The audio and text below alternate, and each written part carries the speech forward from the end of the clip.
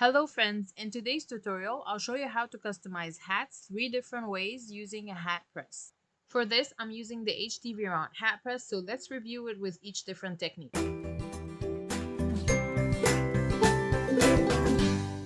So before we get started, let's see what's in the box. When you open the box, you will find a catalog, and then you'll find two things that are packed separately. The first thing is the pressing mat. It is made of a similar material to your easy press mat, and it is hollow and it is supposed to fit right on top of the pressing lid, and I'll show you that later.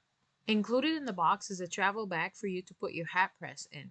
And lastly, the hat press itself. So the hat press comes in this plastic box, and I'll show you what it is. First, you have to open it, and then you'll find the hat press sitting on this insulated base. And it is made that way so the hat press sits on it whether you're using it or not. And now let's open the actual hat press itself. It has a handle, and on the handle there are 4 buttons, and the heat plate is curved so that it can accommodate the hats.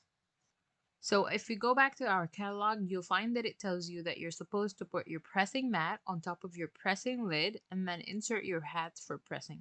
So let's do this. So this lid is the hat pressing lid. You'll need to place it, and then you'll need to get the pressing mat and fit it right on top of it. And the cool thing about this pressing mat is that it has elastic bands on both ends so that you can attach it to the pressing lid, and now it's not going anywhere. So the catalog tells us that we're supposed to fix the hat vertically on top of the pressing mat, and I have tried that, but I don't think it's the best practice, and I'll tell you why. When you do that and you start pressing, you'll see that your hat has quite a bit of a give, which we do not want. In my opinion, I think it might create problems when we're pressing something, so I think it's best to fix the hat horizontally on top of the pressing mat. You'd want to fix it as if the mat is wearing the hat, basically. And I have found that this is more stable for pressing. So now that we got this all out of the way, let's start pressing some designs. Let's start with the Siser Stripflock Pro. I'm using my Cricut maker to cut my design, and I cut it on glitter iron-on setting. This vinyl is very thick and it feels like suede. You gotta try it. And since the Siser Stripflock Pro is the only Stripflock iron-on that can be layered, I'm going with 2 layers. So after reading, I went to my hat press to set the time and temperature. After turning it on, you'll need to press the set button to set the temperature. You'll need to use the plus or minus buttons to get to the desired temperature. Then you'll need to use the set button again to set the pressing time. I set it at 310 for 15 seconds, and I put it on the insulated base to warm up while we prepare our design. I'm using this hat that I got from Dollar Tree, and I'll try to link it for you as well as all the materials that I used in this tutorial. And when you're pressing your hats, you'll definitely need heat-resistant tape to make sure that your design does not move while you're pressing it. So after securing the first layer with heat-resistant tape, it was time to press my design. In order to start the countdown, you'll need to press your heat press and then press on the power button for 2 seconds, and then the countdown will start. And then you're good to go. And since my design was a little bit long, I had to press it in 2 halves, which was fine. Now, this is a warm peel, so after pressing it, I left it to cool down a little bit, and then it was an easy peel. After that, I went in with my second layer and I repeated the same steps. And when I was pressing, you could see that I can put my hands inside the pressing lid, which was impressive to me because it wasn't even warm, and it gave me leverage when I was pressing my hats. And now once you've finished pressing the second layer, peel away the carrier sheet and you have a new hat.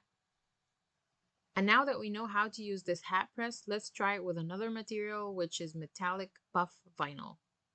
I've made a tutorial about metallic puff vinyl, but for shirts, and I'll link it here if you want to check it out, but I wanted to try it for hats. I set my hat press at 260 degrees for 10 seconds. But if I were to try this again, I might have set it at 275 instead of 260, so keep that in mind. So after leaving the hat press to warm up, I started securing the design with heat-resistant tape onto my hat.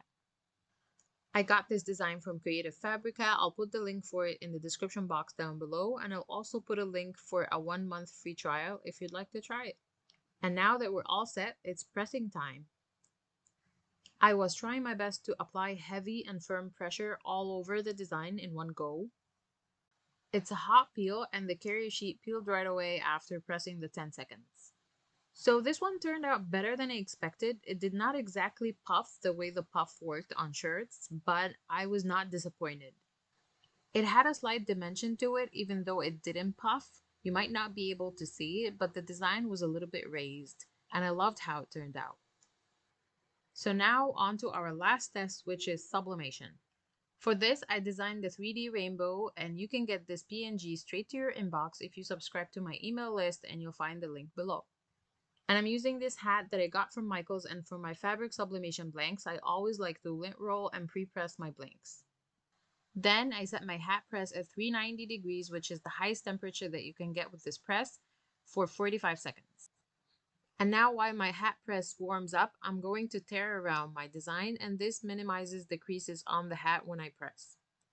Once I'm finished, I'll need to secure that design with heat resistant tape onto my hat.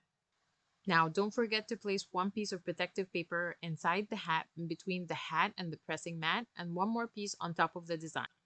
And now we press our design. I was trying to not move my hands a lot because I was afraid from ghosting, but at the same time, the design was not fully covered under my heat plate.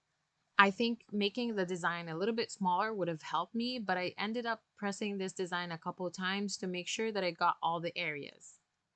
Once I felt comfortable that I pressed the entirety of my design, I removed the tape, and let's see how it turned out. Let me tell you, once again, I was really impressed. You can see that there is a tiny spot where the design did not transfer, but other than that, I think it turned out great.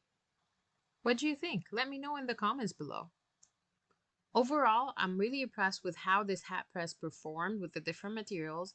I would highly recommend it if you'd like to make hats as a hobby. As always, all the materials and files will be listed in the description box down below.